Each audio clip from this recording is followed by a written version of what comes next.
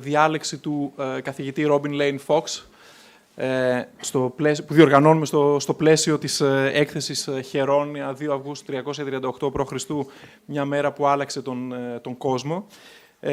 Θα μου επιτρέψετε να μιλήσω στα αγγλικά, έτσι ώστε και ο καλεσμένος μας να καταλάβει και να μπορέσει να παρακολουθήσει. We would like to thank you all for your presence here and for making this event successful.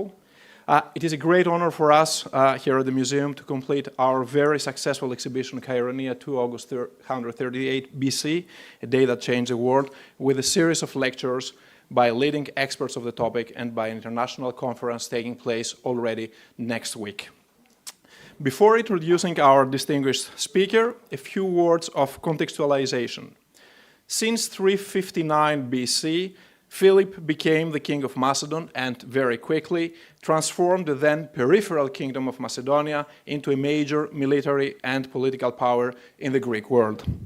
2 years later, in 357 BC, Philip seized Amphipolis and Pydna, two strategic locations for the Athenian colonial network in the north. That was an act of war for Athens. That was the crucial moment for the beginning of the rivalry between the two powers, which culminated 2 decades later to the inevitable clash in the field of Cheironia. That was also the moment that brought face to face two of the main protagonists of our exhibition and of the Battle of Cheironia, and the main figures, of course, of tonight's lecture. In 347 BC, an Athenian embassy of 10 envoys was sent to the Macedonian court to negotiate a peace treaty with Philip, a treaty which turned to be favorable to the king. A year later, in 346 BC, the same embassy made the trip to the north with the goal to put Philip under oath for the conclusion of the treaty. These two embassies seem to frame the rivalry, a more personal one, I would dare say, between the two men, or Robin is going to say the other way around. The first embassy of 347 comprised important Athenian politicians such as Philocrates, Nausicles, Aeschines, and Demosthenes. Each had prepared his speech on the proposed alliance and peace. They spoke following seniority, and thus Demosthenes was the last to speak just after Aeschines, his enemy and rival in Athens. What happened afterwards seems to settle a more personal rivalry between Demosthenes and Philip. On the words of Aeschines, when Demosthenes took the floor, and I quote, "In a voice dead with fright, and after a brief narration of earlier events, suddenly fell silent and was at a loss for words. Seeing the state he was in, Philip encouraged him to take heart and not to suppose that he had suffered a complete catastrophe. But Demosthenes was now unable to recover. He tried once more to speak, and the same thing happened." End of quote. What a disaster for such a narrator. At the end of the embassy, Philip simply imposed a bilateral agreement between him and his allies on one side and Athens and her allies on the other side. The second embassy of 346 BC wasn't meant to make things between those two better. The embassy arrived at Pella. At that time, that was the harbor of Macedonia. Following the words of Demosthenes in this case, Philip wasn't there to receive the embassy. He left them waiting for almost a month. And at the meantime, he was, in Greek we say, διαβάστηκε. He was occupying and disposing of various areas in Thrace and Eastern Macedonia, in spite of the peace and the armistice that they have signed. That certainly didn't help the feelings Demosthenes had towards Philip. That is the very broad framework of the rivalry between the two men on which Professor Lane Fox will give a more detailed and nuanced approach. A few words on our tonight's speaker. Robin Lane Fox is an emeritus fellow of New College, Oxford, where he taught ancient Greek history and gave lectures on Philip and Demosthenes for many years. He has published many books on the subject, from Alexander the Great to his most recent book, Homer and his Iliad, which is going to be published in Greek in the years to come, I think at the end of 24, beginning 25. He was also, he didn't put that in his CV, so I added it.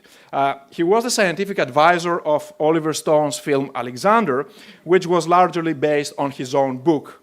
A keen horseman himself, he appeared, I hesitated, I wanted to put another picture here, but I said no. He appeared at the head of the companions, the heteroi, in the film. Robin, the floor is yours. Thank you.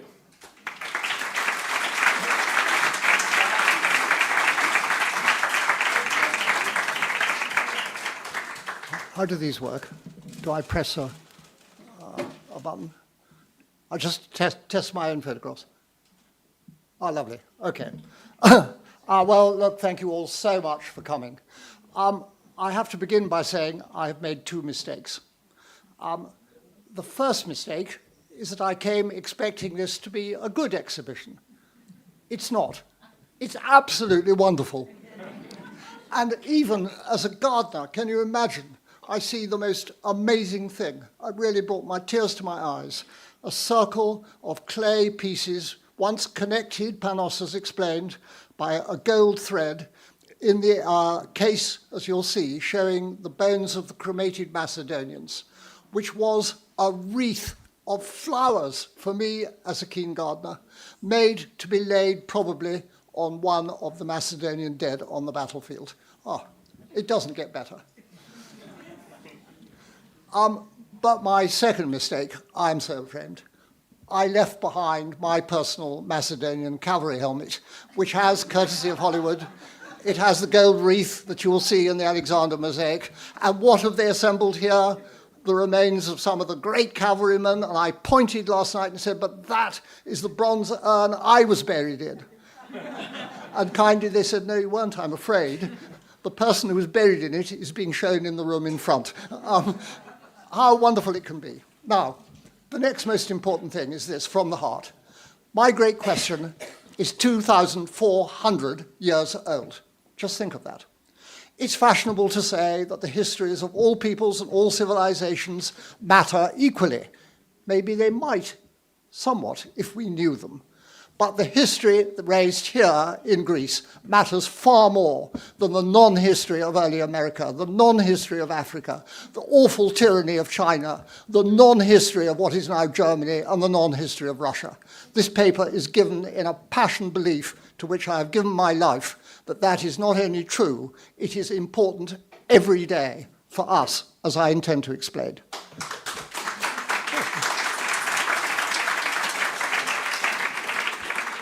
Whatever you read in the papers, in Britain, we never forget it.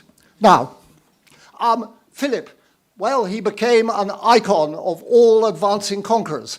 The question of Demosthenes or Philip was lived out when another Philip, King Philip of Spain, the Catholic, was trying to threaten the British public, who identified with Demosthenes. Or again, in Italy, when, naturally, the Turks, the Ottoman Turks, were feared that they would come into Europe and end civilization as we knew it, they were identified. You see, obviously, from the great tomb too, which incidentally is King Philip's tomb, the ivory head that has to be Philip himself.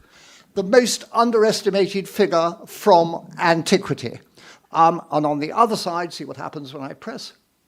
Yes, here you have a man frequently underestimated, as I will explain, in modern times, the great orator Demosthenes. Look at that wonderful statue.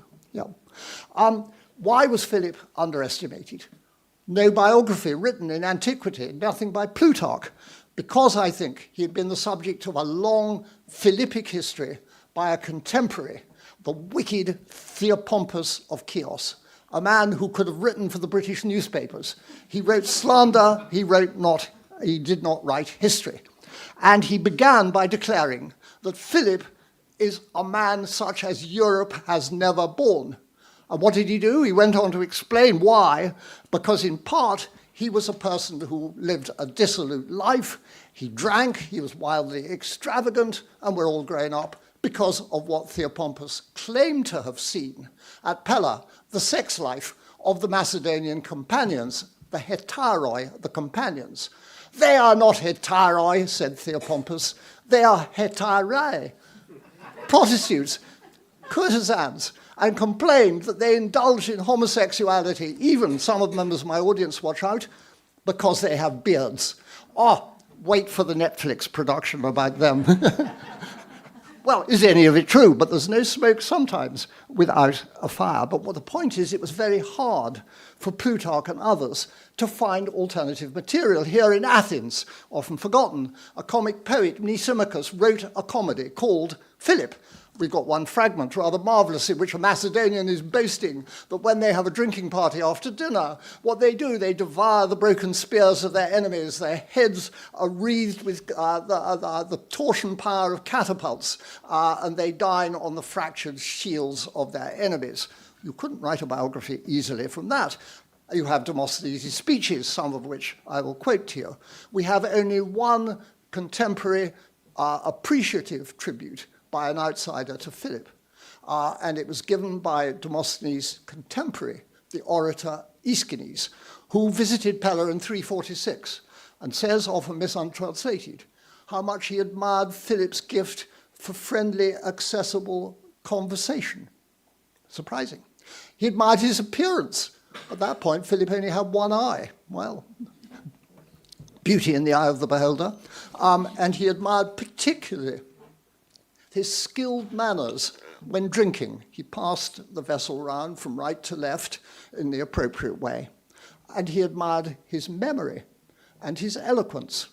That is real evidence that Philip was, of course, a man of talent. And modern scholars have fallen into line correctly, led by the great Nicholas Hammond, hero of the studies of Macedon, or by the scholars here under the direction of Miltiades Hatzapoulos, who have done so much, as Miltiades himself has, for the study of Macedon, demonstration of the fact, of course, the inhabitants are Greeks, whatever Demosthenes may say, and that the whole institutional setting of Philip's kingdom is much more complex and varied than we had previously realized.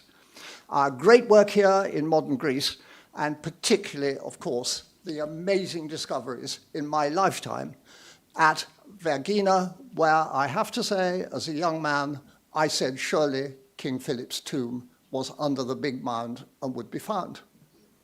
By the genius of Andronikos, it was, of course, found.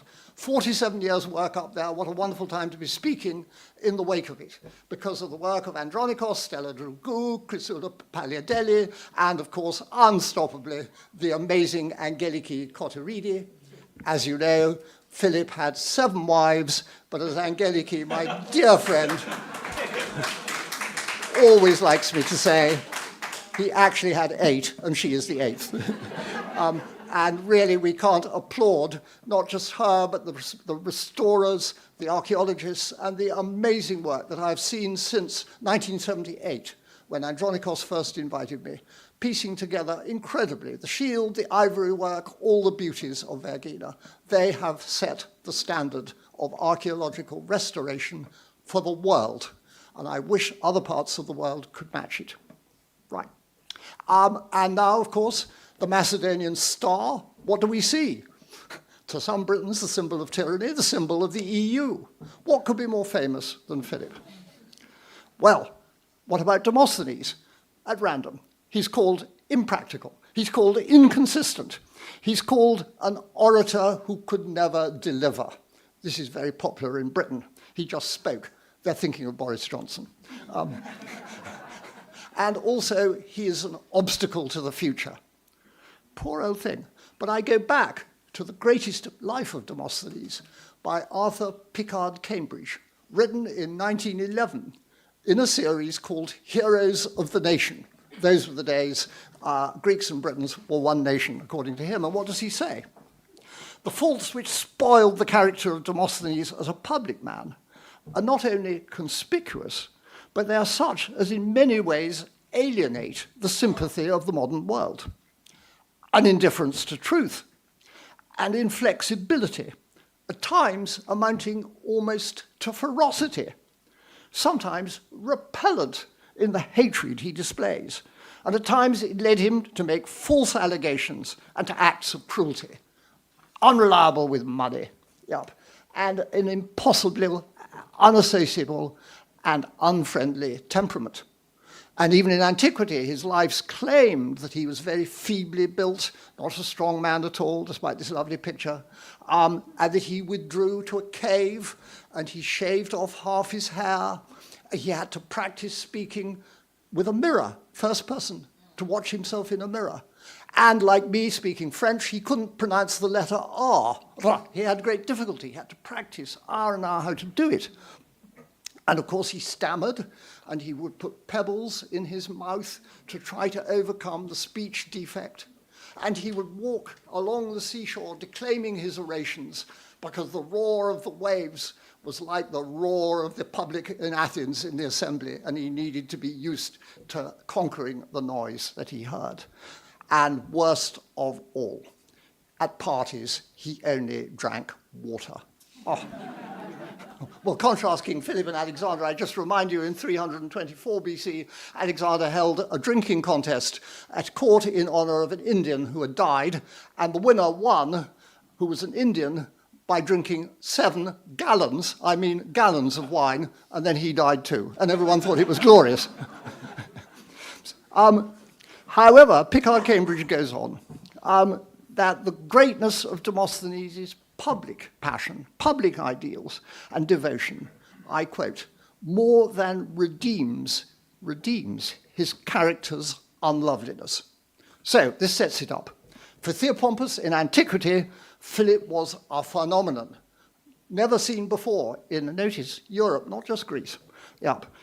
He was amazing, but unlovely.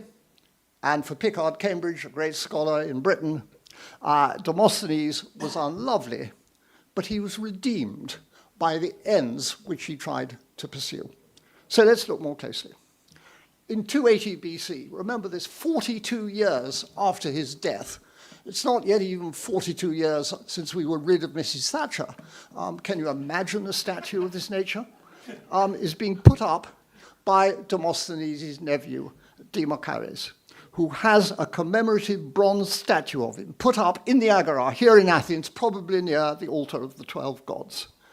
Far the best appreciation is by the great art historian Martin Robertson, who writes so often so well. We see the patriot mourning, I'll return to the picture, the ending of his city's freedom. To me, it seems, he goes on, that he was a great man, and I am glad he is commemorated in a great statue. For perhaps because of its essential simplicity. The work of the original in bronze shines clearly through the copies. This is a marble copy, and I see what Robertson's great eye had understood. But the same Demosthenes is Philip's fiercest critic, and Philip, we are told in turn, celebrated after the great victory, I call it, I'm afraid, Chaironeia, but I know it's not that in Greek, in 338 on the 3rd of August. He drank freely, we're told, he beat the table in time, chanting to his men, Demosthenes, Demosthenes, Paia nous ton aipe, which would be the beginning of Demosthenes announcing a proposal in the assembly. And then he had another drink and died with laughter. I can well believe it. And Demosthenes, on the other side, declares, to arouse the Greeks, of course, Philip is not only not a Greek, well, he's not even related to Greeks. He's from a deadly Macedonian place from which no one could even acquire a worthwhile slave. That's to heat them up in the eve of war. So, what can we say? Philip was born in 382. Inherited in 360 to 59, a kingdom you would not have given it a chance of conquering as far as India within the next 30 years. The king was dead on the battlefield. It had disintegrated. But with amazing speed, this 22-year-old managed to reverse the invasions, buy off the neighbors, train a new army, and then over the next 20 years, multiply the strength and size of the kingdom. 3 crucial assets. Ever more territory, of course, which meant more people. Power in antiquity depends partly on manpower. New sources, crucially, of precious metals, gold and silver, and actually, crucially also, horses, those tanks of the ancient army. It is Philip who who trained a new model army, which influenced the next 250 years. Absolutely extraordinary. I admire its balance, the various units all working together. The long sarissas, whose spikes you can see in the exhibition so wonderfully in the center. And on their right, our most amazing members of old age in the history of the world. The shield bearers, the royal shield bearers, 3,000 of them, Philip's creations. Just think of this. They deserve a lecture to themselves. When they were in their 60s, they were still fighting for Alexander's successors in East Iran in terrible heat. And when they were eventually seized, old men, you would have thought, now they would be, given a bus pass in London. They were so dangerous that they could never, ever be used in more than groups of one or two again, and they were dispersed through the world. What an amazing tribute to old age. At least I'm even older, but that's because I was a cavalryman. Yeah. And Philip patronized great engineers for new siege machinery. The beginning of the principle of torsion-twisted powered catapults goes back to his patronage. And he instituted our most fearsome discipline for his army. It was said that nobody could have a warm bath in Macedon unless she was a woman who had just given birth. And a week later, it was cold water for her too. Yeah. Philip led in person, in the front of the battle line, completely unlike any leader nowadays who lurks behind the lines in an action room. Never so for Philip, never for Alexander. And battle never ended on the battlefield. If you were defeated, Philip pursued you. 13 of his 23 years were spent, we must remember this, in fighting against the non-Greek barbarian neighbors to Macedon's north, who had ruined the kingdom frequently. He conquered as far as the river Danube. And when he won, he pursued, because in that world, they were tribes led by a few leading top people. Just get the top of society, and you'd won. That is a lesson Alexander learns in his pursuit of the Persian king many years later. Meanwhile, inside the kingdom, as it grew, he moves settlers and people around because he wants to break down very cleverly the old regional loyalties that had bedeviled Macedonian power. He develops, I think partly for this reason, an exciting court life. Whether you believe that they were all oversexed like Theopompus, it was tremendous fun to be down at Pella or in the wonderful palace that Angeliki has revealed to us that you absolutely must go and see if you haven't, or even if you have, go again. Superb. It was a new focal point. It's where everybody wanted to be. Look, you're getting a bit fed up with Athens. It's very expensive and rather dull. Go north. It's all happening there. It's tremendous. The art, the painters, the gold work, the ivory working, the jewelry, incredible. The Hercules knot, probably invented at Philip's court. The mosaics, amazing.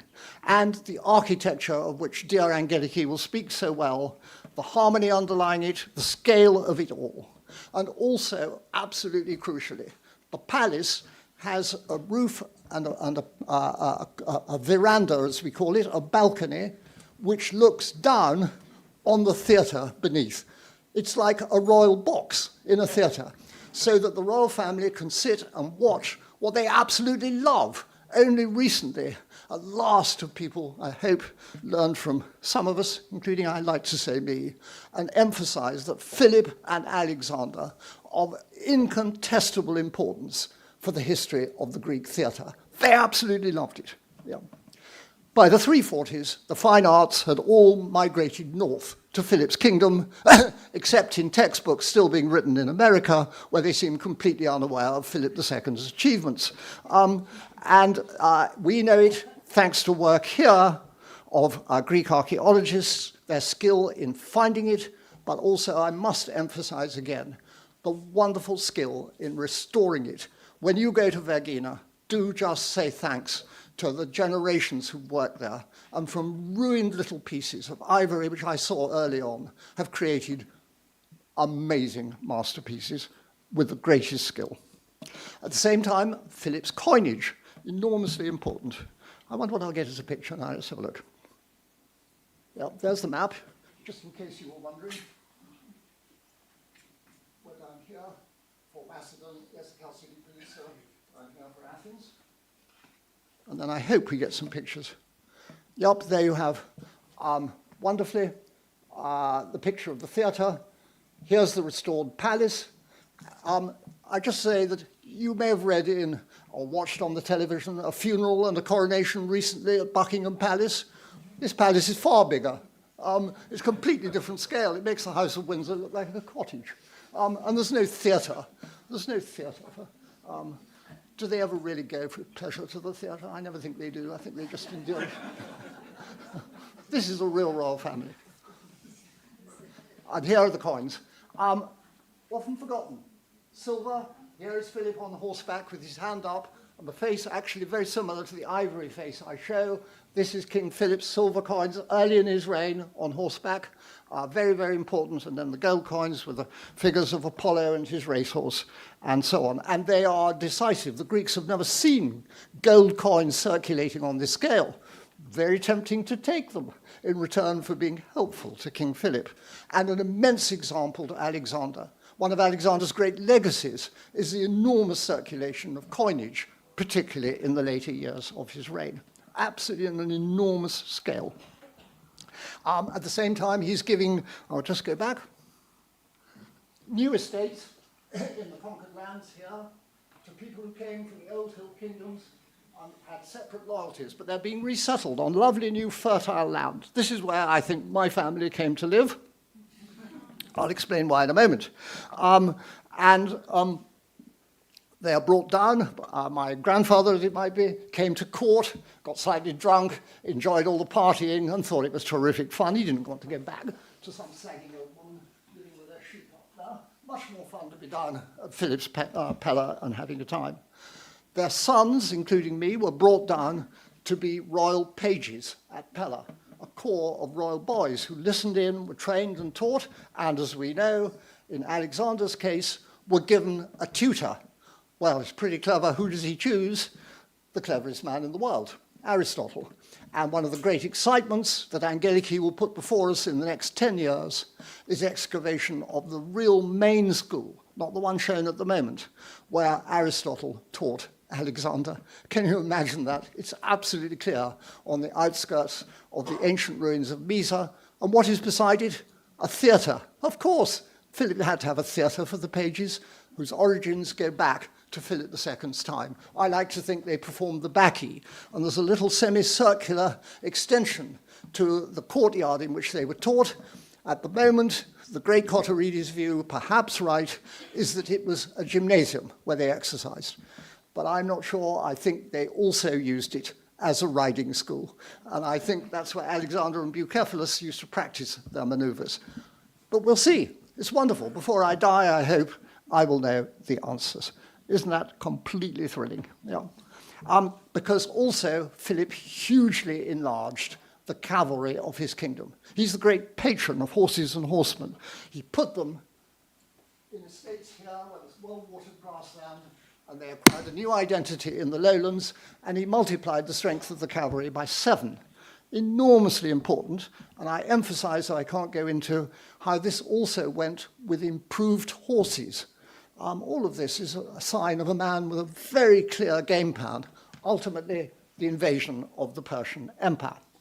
And it is he who sets the model of new cities being founded everywhere.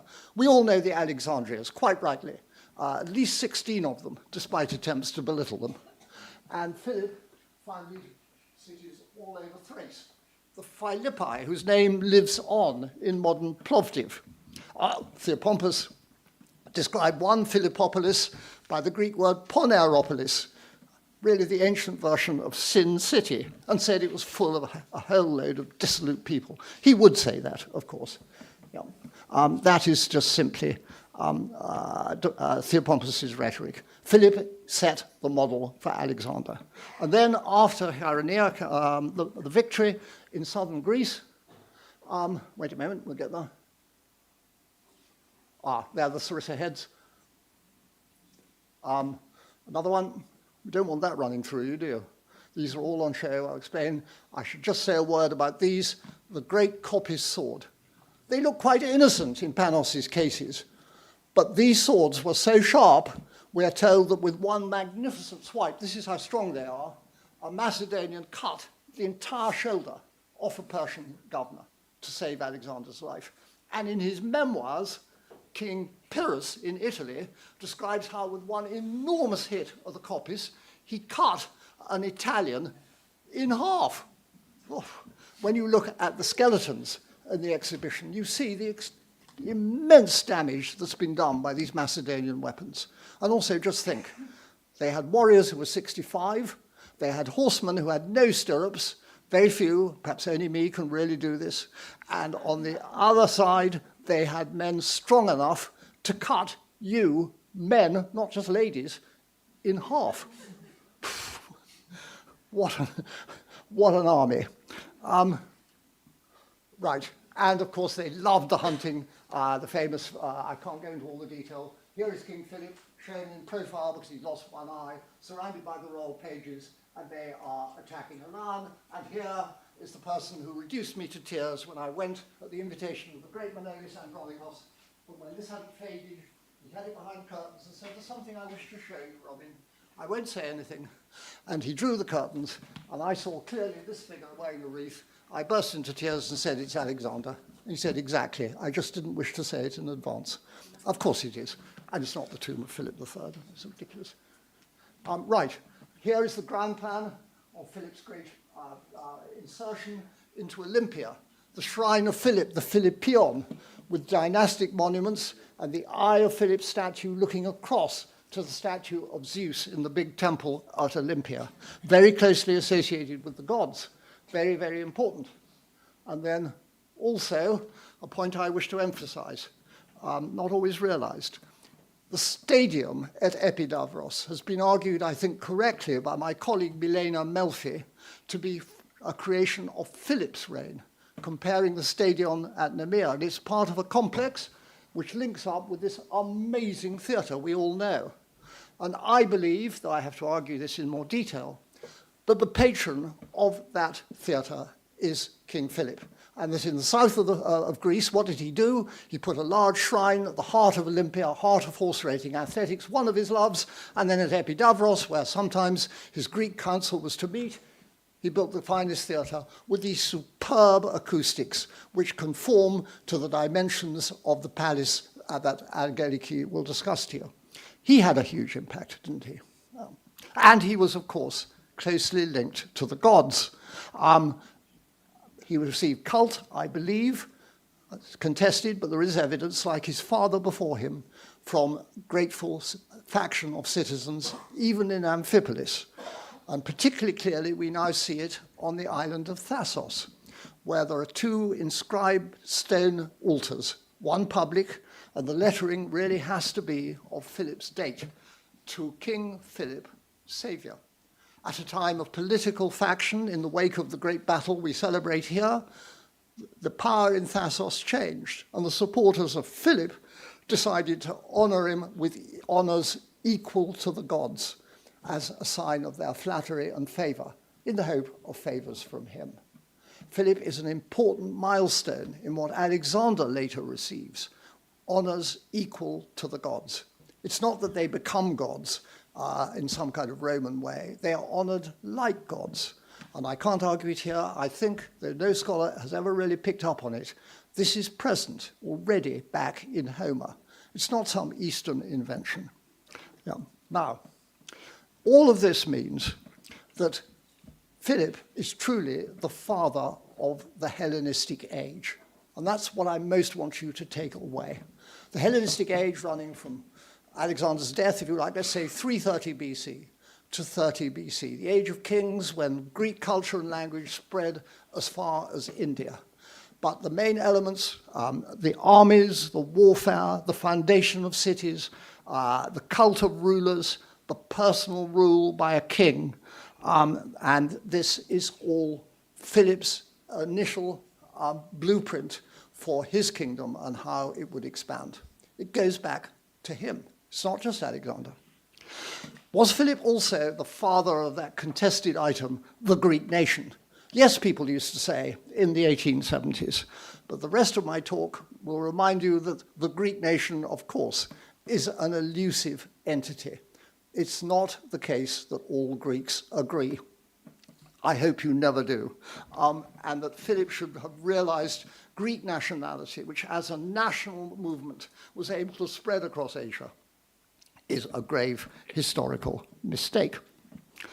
So, congratulations to Philip. He's the man of the year, you would think. He has a palace, he has endless primetime television all over, he needs a good film, he's got a tomb, he's got wonderful remains, he's had a fantastic tribute from me for his achievement in a new kingdom, and I've even credited him as the patron of Greece's most famous theatre. Well, what about Demosthenes, his fiercest critic? Born 3 years before Philip, 385 to 4, orphaned as a child, physically not very strong, and nothing that survives in the speeches we have by Demosthenes, several of them, political ones to the assembly, in his first 6 years, is ever acted on. He's talking into the blue, all very nice to listen to, but they never do what he says. And the first thing we know that happens on the proposal of Demosthenes and is carried out is, my goodness, a decision to acquit and defend someone who proposed peace in Athens with Philip. That's a surprise. Yep.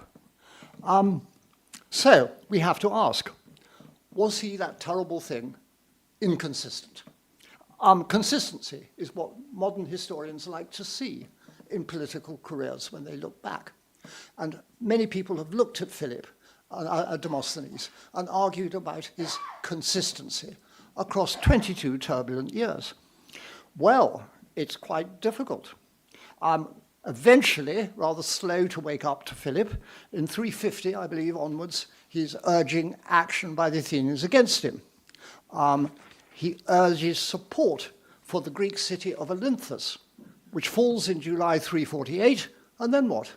Demosthenes leads those Athenians who urge and eventually carry out not just peace, but peace and alliance with Philip. He'd been opposing him 5 years earlier, you might say, in the year of 346, July. But then again, 5 years later, at the least, Demosthenes is crucial for all the alliances with some of the Greek states that brings that Greek army to what we celebrate tonight, the battlefield in 338 BC. Really, really important. And without him, no big Greek army would ever have stood firmly against Philip. And when Philip dies, he is jubilant. He urges opposition to the new young king, who happens to be Alexander, they couldn't know. And then, what happens? 3 years later, 5 years later, he urges Athens to have nothing to do with a revolt led in Greece, a rebellion by the Spartans against Alexander's deputy in Greece. And even in 324 to 3, he supported an offer of divine honors to Alexander by the Athenians, which actually never occurred. And yet, Alexander dies, and then in 322, he's the most urgent supporter of what is presented publicly as the real Greek war for Greek freedom against the barbarians, the Macedonians. And that is what ends in defeat, end of that era, at Cranon in Thessaly in 322. Well, how do we make sense of that? He seems to be one minute one way, 1 minute another. Is he just attaching to the soundbite of the moment? No. The crucial Greek concept here is kairos, the right time.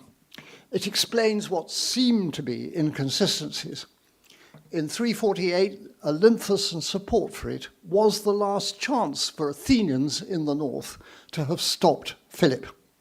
The peace that they then negotiated in 347 to 6 was in their minds, the enemies, a temporary strategy, a holding operation, waiting until other Greek states would feel sufficiently threatened to join the next alliance against Philip. in time, eventually, they would. And you can see in Demosthenes' very early speeches, the first one we have, he is completely aware of that fundamental truth: Greeks will not unite unless their interests are all threatened. And I would stress this: Demosthenes of the orators is the one who really knows the great realist historian Thucydides, in which this message is written loud and clear. He's understood it. He's not a fantasist like Isocrates. No. So the peace is a temporary one.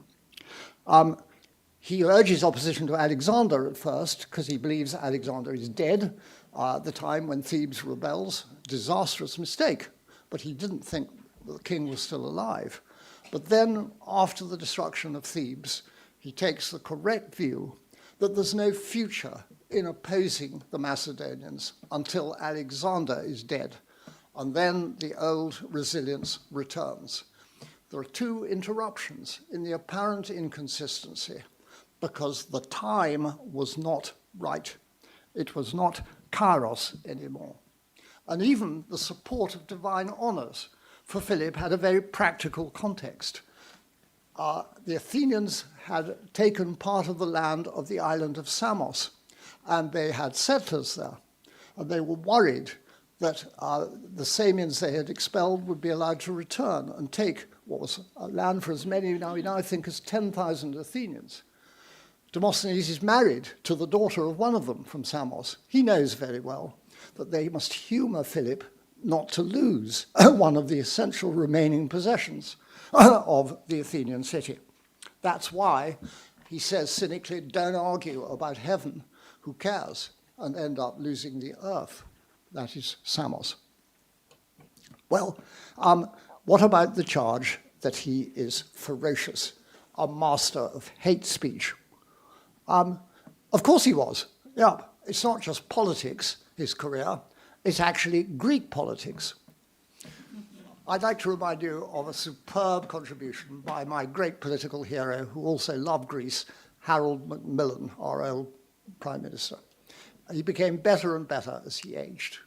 He came down to Oxford in 1975, February, to give a lecture entitled How to Succeed in Politics. Everybody came, the communists, many of them in Oxford at the time, the far left, the right, the men in the so-called middle, me, and the room was far more packed than this. The old man walked with his stick up and looked at us and said, my subject tonight, never forget this, is how to succeed in politics. Long pause. In politics, it is essential to kick a man. Then he stopped and we thought, oh dear, poor old man, he may have lost the plot. And he looked in his pocket, all staged, for a piece of paper.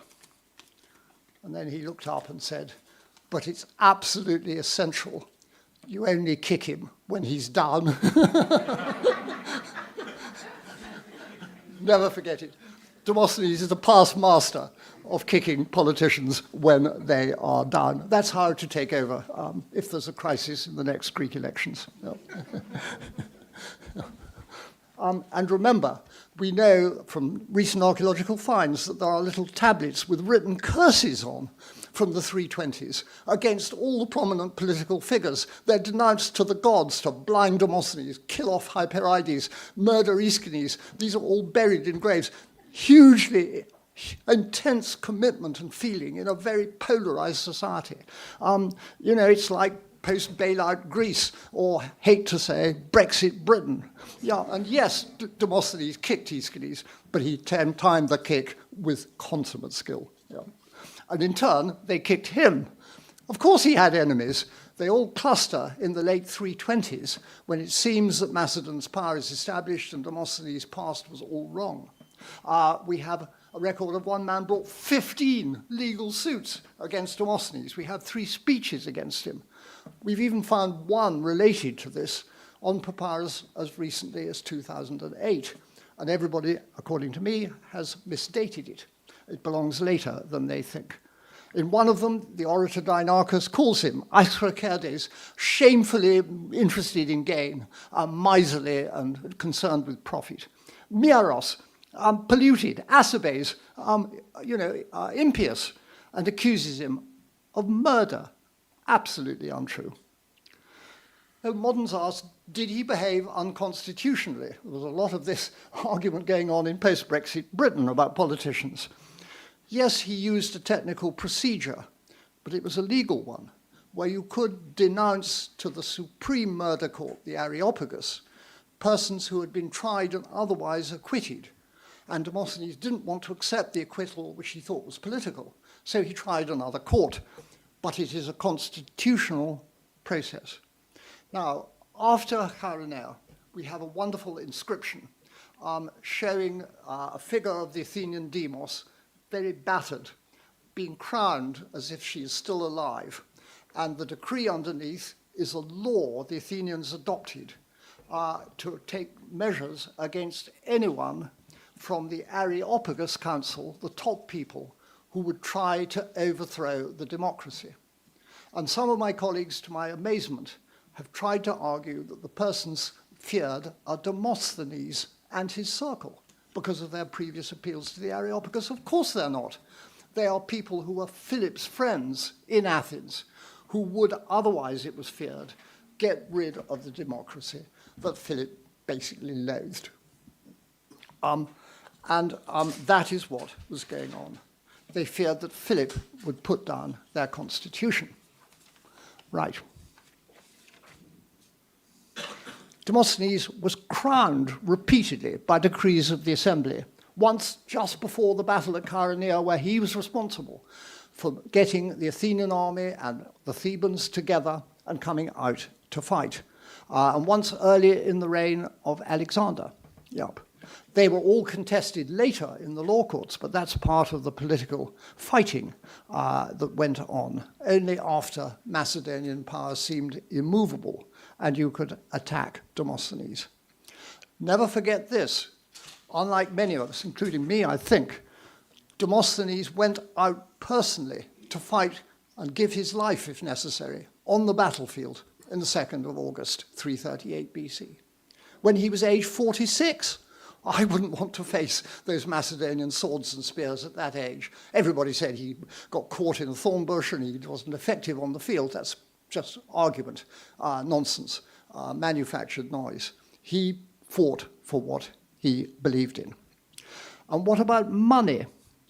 The crucial point to remember is that Greek politicians in antiquity were never paid salaries. It wasn't a profession. It was accepted that you would receive gifts, but what you couldn't do was to take a gift that influenced you to speak against the interests of the city. This is very nebulous because 2 years later, what you said earnestly might turn out to be right against the interests of the city. We may be able to prosecute everyone who proposed Brexit in Britain. This would be wonderful. And claim that they had been bribed by the EU when they went on a visit there. This could happen. In antiquity, it would happen. And much of the attack on Demosthenes is not for taking gifts, but alleging, quite untruly, that they persuaded him against Athens' interests. What he actually did was to pay, out of his own pocket, large contributions to the force at Charonea, and later, significant sums of money he paid personally for what he believed in. He wasn't a corrupt Trump who went into politics partly in order to further his financial interests and indeed disgraced the state of which he was a part. He's not that kind of person at all. Was never, ever bribed. Don't listen to the rather half-hearted allegations of his enemies. And the idea that he was simply waiting for Greek freedom so the Athenians could revive their empire and rule all the other Greek states is completely wrong. From quite an early date, he is insisting that Philip is an enemy of the freedom of the Greeks and, crucially, of democracy everywhere, including, by 340, a loud note, the democracy here in Athens. And basically, I believe that he is right. Philip couldn't attack Athens directly. He never would have stormed the long walls. And he also needed at least the Athenian big fleet to help him or be neutral during the invasion of Asia.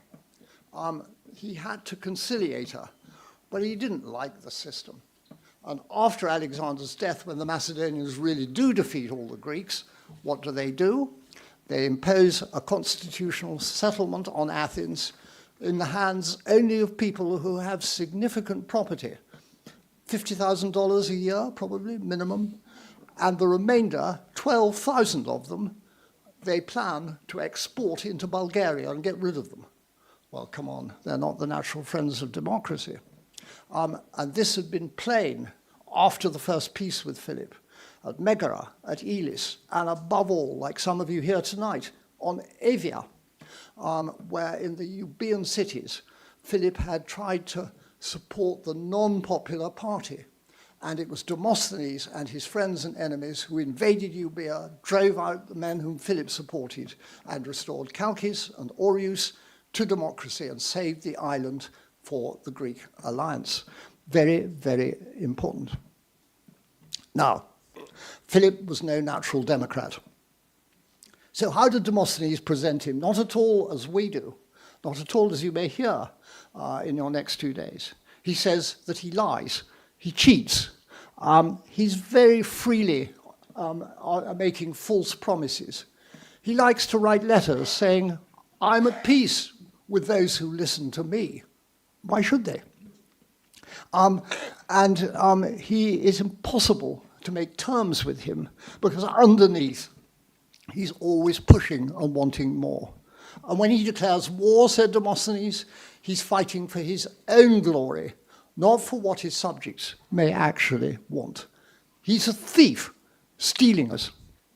And even here in Athens, the head of the Platonist Academy is credited, at least, with a letter that congratulates Philip on having reconquered the mythical heritage of his own ancestors.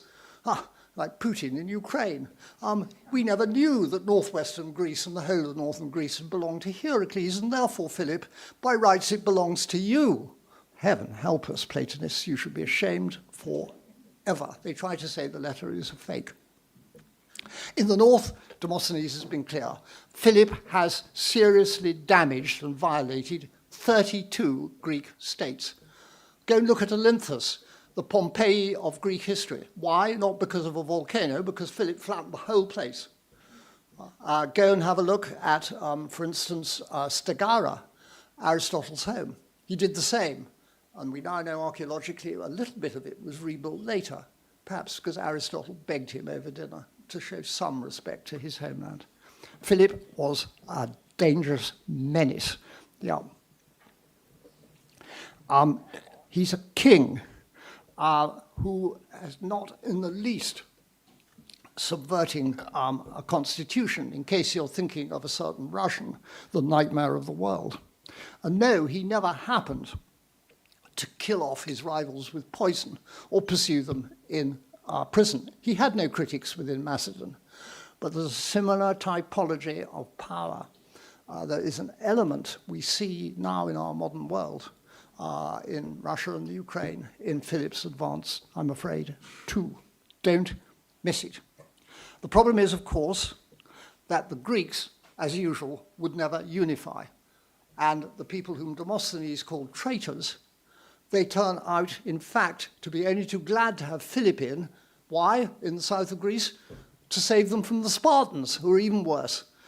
So to think that Philip was a menace to Greece, these people say, well, you know, we can't now be conquered by the Spartans, which is the worst thing in the world.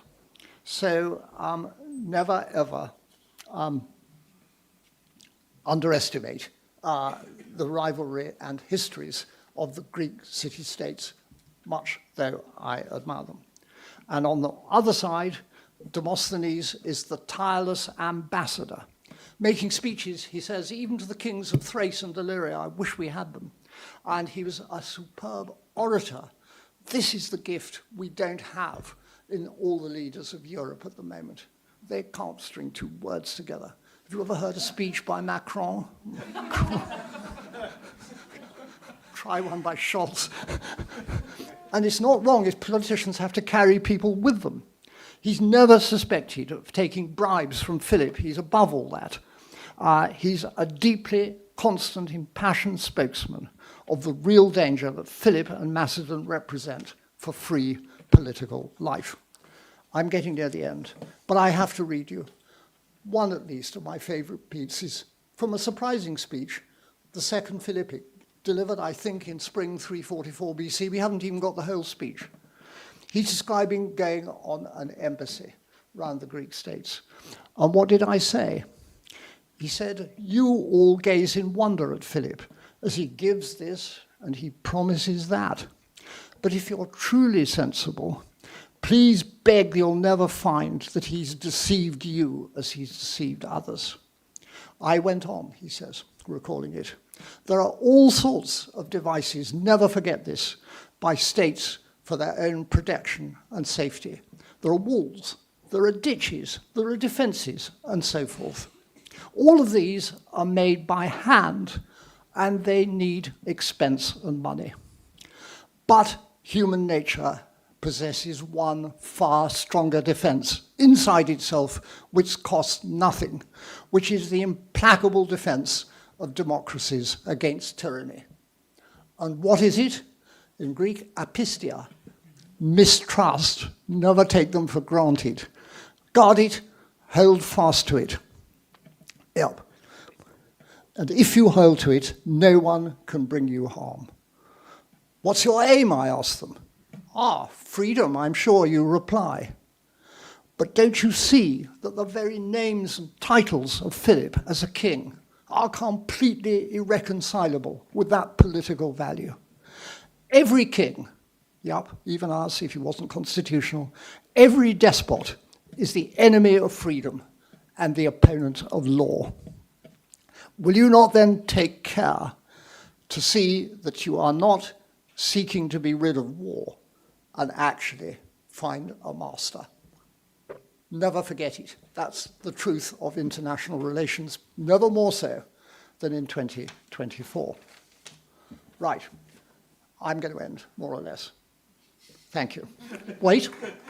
No. I'm getting near the end. It's still our choice. Think of that, 2,400 years later. Why? Because it was superbly expressed by a great Athenian here in Athens, every bit as greater than Philip. You have to choose. What do you most admire? The founder of an age of empire, which then, through military conquest, extended as far as India, so that Greek was heard in areas now, even as far south as modern Karachi. Superb art, wonderful architecture, patron of them all, and amazing, amazing feats of military conquest, with great bravery. Or do you admire someone who is the product and the impassioned believer in the free political life among citizens who are equals, who believes in government by majority rule, the great Greek principle, accountability when holding office, and rule decided by all citizens, each one counting for no more than one. I know they are men only at that time. Yeah. That's what Demosthenes stood for, with consequences every day for justice in courts and in front of judges, justice in society, the sharing of financial burdens, the declaration of war obliging others to go and lose their lives.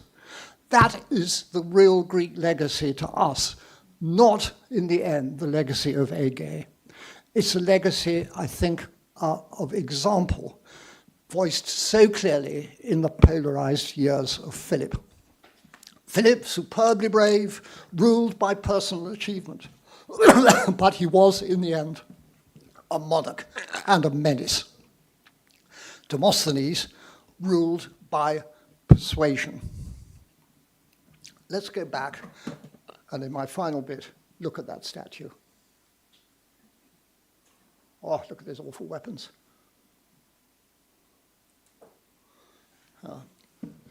Looking downwards, I think, indeed mourning the loss of freedom with a great intensity, the chin the older face, wonderful show of Emmanuel holding the scroll of his speeches in his hand. Very, very strong. The block of marble that would have been cut from with a pedestal is calculated as being 11 feet high. It's a massive tribute, 40 years after his death. Now, think of that. You don't really have tributes to Greek politicians of 1980 at the moment, I'd hasten to say, on the hands in their determined grip. And it's been well described in 280 as tantamount to a declaration of war on what Macedon stood for.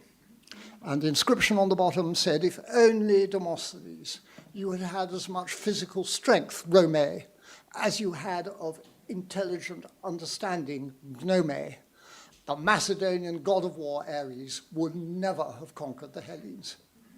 Magnificent here in Athens. So I will end by the manner of their death. How did Philip die?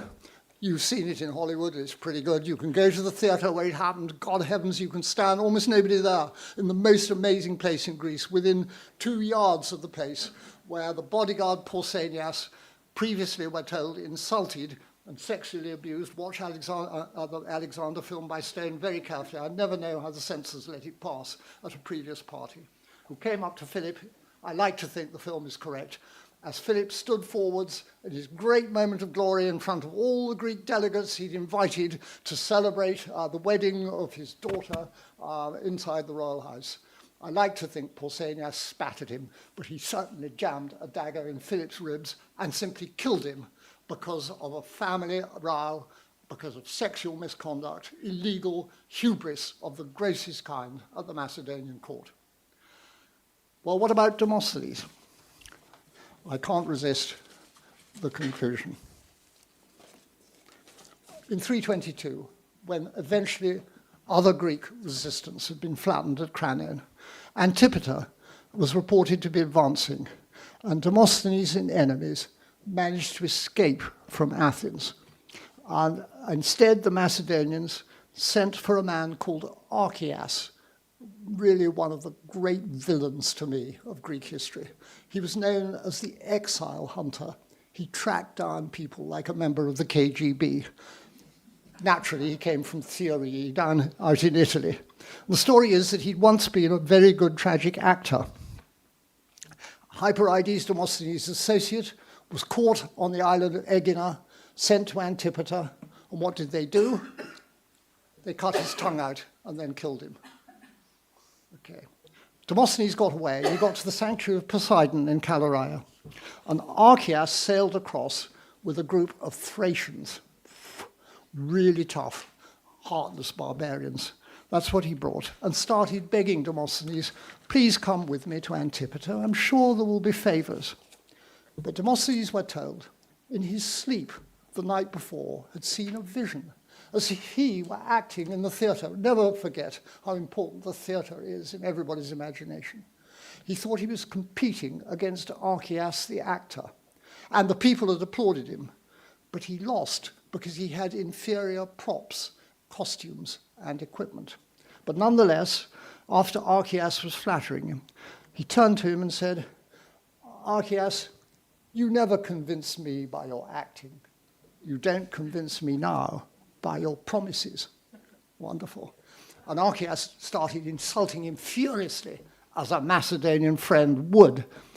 Demosthenes said, wait a moment, I'll go indoors. I wish to write to my family. And he went in, and then there's an argument.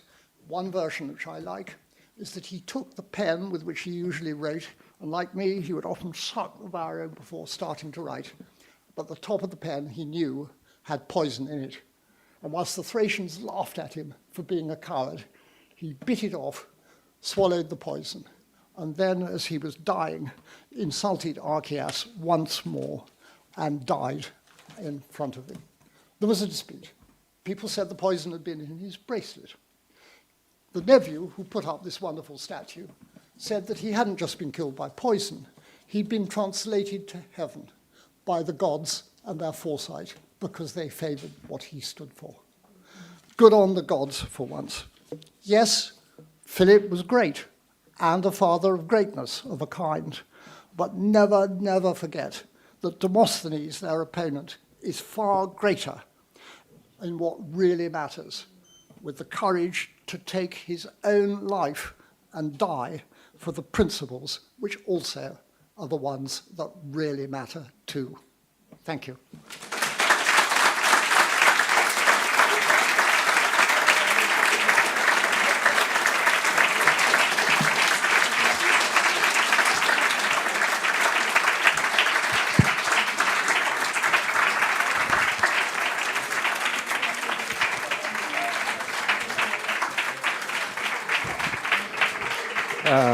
Thank you, Robin.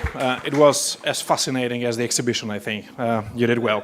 I don't know if we have the time for questions. Do you want to ask any questions? I'm so sorry. Could I ask for individual questions from you later? I am quite deaf. I'm so sorry. And I just need to show my last picture. Yes. Yeah, I have one last picture, which is very important to me. Of course, I couldn't admire the discoveries more at Medina, but I end with this. Caribbean pictures, water skulls. You recognize my great hero, Manolis Anvolikos, the man who found Philip's tombs, who handled Philip's bones, the most modest and commanding archaeological figure. And I asked him, who's your hero, Manoli, in Greek? And he smiled and said, I find Philip, but my hero is Demosthenes.